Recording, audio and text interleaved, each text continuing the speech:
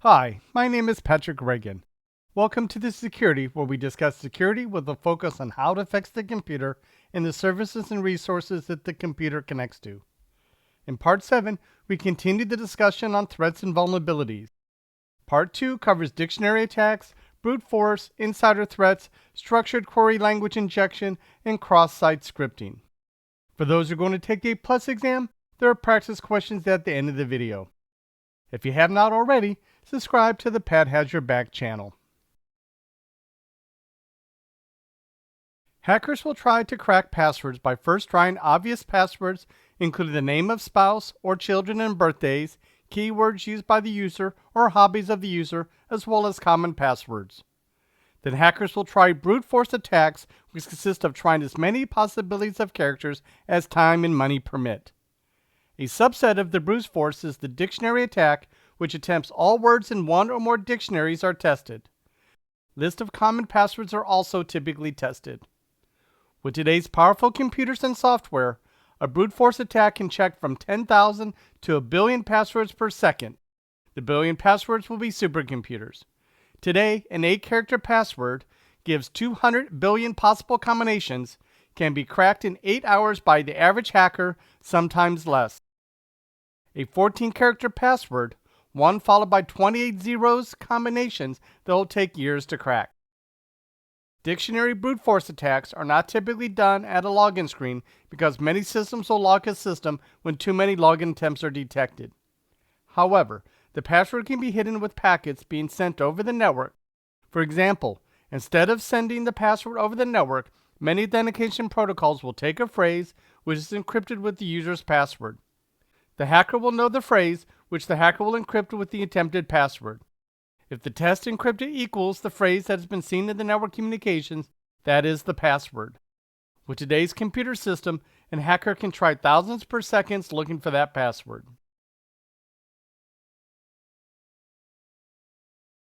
To make a password more secure, you need to choose a password that nobody can guess. It should consist of uppercase, lowercase, digits, and special characters. Some people recommend the password be at least 14 characters in length. However, for some people, remembering long passwords is cumbersome, so they may start writing their passwords on a piece of paper near their desk, which is dangerous. In these situations, you should start looking for other forms of authentication, such as smart card, biometrics, or authenticator application. You should also change your password regularly so that if a password is revealed to someone else, it will have been changed. Microsoft includes password policy settings with group policies to enforce the minimum number of characters, if the password is a complex password, how often a user must change his or her password, and how often a user can reuse a password, and so on.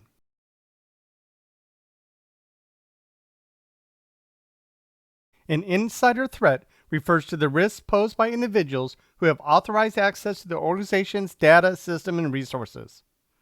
These insiders may intentionally or unintentionally cause harm to the organization, compromising its integrity, confidentiality, and availability. In simpler terms, it's when someone within the organization misuses their access privileges to cause harm. Insiders have institutional knowledge of vulnerable systems, knowing what to hit.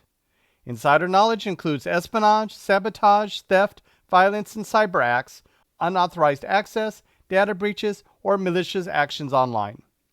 Insider threats can be employees, authorized access holders, computer users, and product developers. Hackers offer Bitcoin in exchange for access, including giving access for ransomware. To combat insider threat, you must regularly monitor user activity and network behavior. Limit access based on roles and responsibilities. Need to know. Split tasks with the potential fraud or abuse across 2 or more individuals. Separation of duties. Consider limiting the use of USB drives where malware can be brought into the system and confidential or proprietary information can be copied to.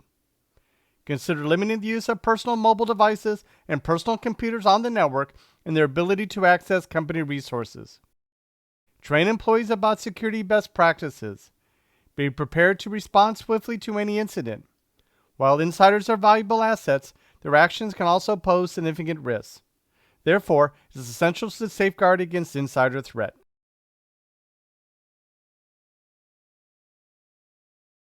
SQL injection, or CQI, is a web security vulnerability that allows an attacker to interfere with the queries made by an application to its database.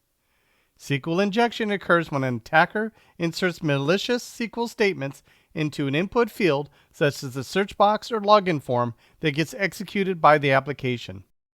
The attacker can manipulate these queries to access data they shouldn't have access to, including sensitive information like passwords, credit card details, and personal user information. SQL injection can lead to unauthorized access and even compromise the underlying server or backend infrastructure. To detect SQL injection vulnerabilities, you need to perform input validation by manually testing every entry point in the application, submitting the single quote character, and looking for errors or anomalies. Using SQL-specific syntax to evaluate base values and different values. Testing Boolean conditions such as OR 1 equals 1 and OR 1 equals 2, and monitoring application responses. Triggering time delays or out-of-band network interactions within SQL queries. Alternatively, using automated tools like Burp Scanner can quickly find most SQL injection vulnerabilities. Remember, preventing SQL injection is crucial for maintaining the security and integrity of web applications. Cross-site scripting, or XSS, is a prevalent vulnerability that allows attackers to inject malicious code into web pages viewed by other users. When a victim loads the website, the injected code executes within their web browser. The attacker can then steal sensitive information or even impersonate the user. The attacker identifies a location, such as a comment section or contact form, where they can inject the malicious code into a web page. If the attacker has a specific target, they might use social engineering tactics like phishing to lure the user to the compromised site. When an unsuspecting user visits the website containing the injected code, the browser executes as is part of the trusted source code. Since the code is often hidden and most users don't understand programming languages like JavaScript, detecting XSS attacks can be challenging. JavaScript-based XSS attacks are popular because JavaScript has access to sensitive data, including cookies. An attacker could steal a user's cookie through XSS and then impersonate them online. The stolen cookies can be used for identity theft, session hijacking, or other malicious purposes. Major websites like YouTube, Facebook, and Twitter have fallen victim to XSS attacks.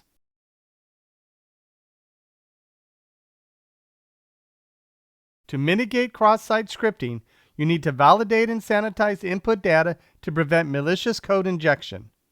Don't allow users to add their own scripts to an input field. Encode user-generated content before displaying it to users. Regularly audit and secure applications against XSS vulnerabilities. For users to mitigate cross-site scripting attacks, a user must be careful when clicking untrusted links, including those in your email. Consider disabling JavaScript. Keep your application updated, including your browsers, and use an up-to-date anti-malware package.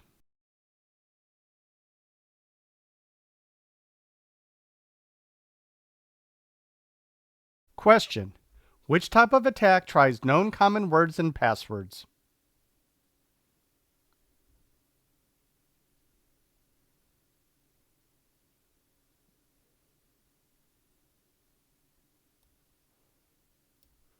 Answer: dictionary attack.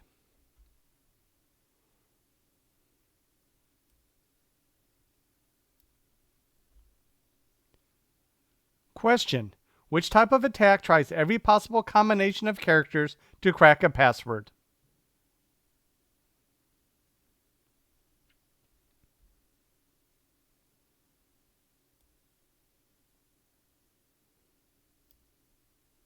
Answer: brute force attack.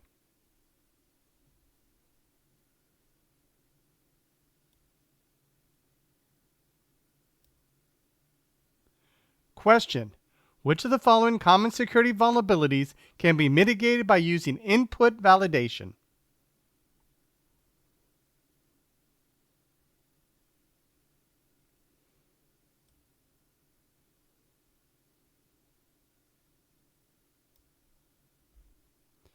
Answer: SQL injection.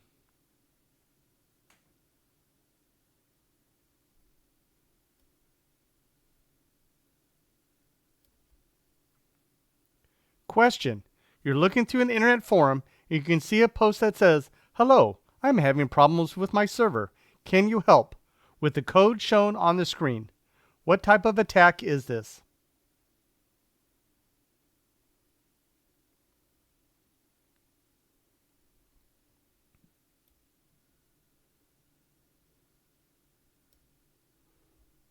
Answer: cross-site scripting.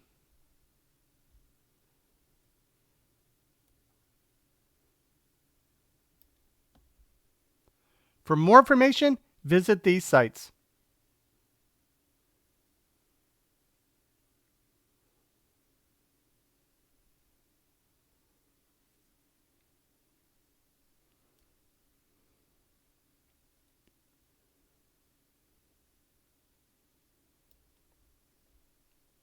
In summary, hackers will try to crack passwords by first trying obvious passwords including name of spouse or children and birthdays, keywords used by the users, or hobbies of the user, as well as common passwords. Then hackers will try brute force attacks, which consist of trying as many possibilities of characters as time and money permit. SQL injection is a web security vulnerability that allows an attacker to interfere with the queries made by an application to its database.